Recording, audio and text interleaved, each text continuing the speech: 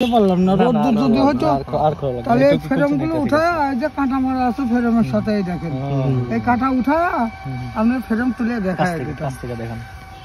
কাকা আমরা আইলে কয় টাকা করে রাখবেন? ব্যবসা তো করছেন, আমরা 700-800 করে বিক্রি করি। আপনার এলাকার লোক, তাই হলো আপনারা একটা লোকের কাছে একভাবে কাজ করা যাবে। কোন মধুটা কাকা সবচেয়ে ভালো বেশি খাইতে সুস্বাদ? সরিষার মধু। আর কাজে একমাত্র কাজের বেশি হলো কালোজিরের মধু। ওটা কি আপনারা এই সংগ্রহ করেন? আমরাই সংগ্রহ করি। এইখানে তো সরিষা ফুলের মধু নাকি এটা? ফরিদপুর যাবেন, ফরিদপুর কালোজিরের মাঠ করবো। কারণ মাঠ করি আমরা তিনটা: লিচুর মাঠ, কালোজিরের মাঠ আর সরিষার মাঠ। এই কালোজিরের মাঠ কোথায়? ফরিদপুর। আর লিচুর মাঠ? লিচুর মাঠ পাবনা। এই আপনারা কয়জন? পাবনার তো দিনাজপুর পর্যন্ত। আপনাদের কয়জন আছেন? গ্রুপ আমার এই গ্রুপে আছে হলো ধরেন 5 জন। আমি আবার এই যে আরেকটা খামার আছে, ওই এর কাছ থেকে মৌমাছি কিনছিল আমার, আবার সেই খামারে কাল চলে যেতে হবে। সেটা আছে হলো এই যে ইসিরে তোমার ওলাল। আপনার ওই কাকা হইছে। এখন আরেকটা কথা হইছে, এই মধুর বাগান থেকে হচ্ছে মধু কিনে নিতে পারবেন। এই আমিও এবার ফার্স্ট টাইম দেখলাম এরকম মধুর যে চাষ করে। এতদিন শুধু টিভিতে বা ইউটিউবে এরকম দেখছি, কিন্তু আজকে হচ্ছে এই প্রথম দেখতে পেলাম। হচ্ছে এই রূপনগরের ধামরাই রূপনগর অবস্থিত।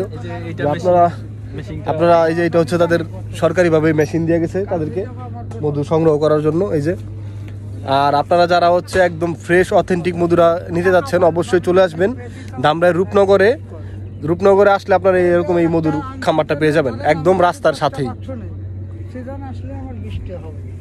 এই যে আর আসলে হচ্ছে এই যে কাকারে পেয়ে যাবেন, অবশ্যই কাকার কাছ থেকে হচ্ছে মধু সংগ্রহ করবেন। সরিষা ফুলের মধু কত কেজি কাকা?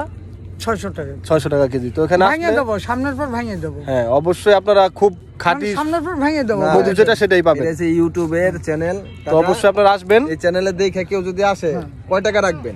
আপনি তো বললেন 600 টাকা, কিন্তু এই আপনার এই ছবি দেখে আইসা যদি কেউ বলে যে কাকা আপনি দেখে আসছেন, আপনাকে বলি এই ধরেন একটা মালিক এই যে গাড়ি ভাড়ায় দিয়েছে 14,000 টাকা, তারপরে এই যে জায়গায় জায়গায় ধরেন 2-1 টাকা দেয় খাওয়া দাওয়া, এই যে ধরেন প্রতিদিন তার এর ইনকাম না।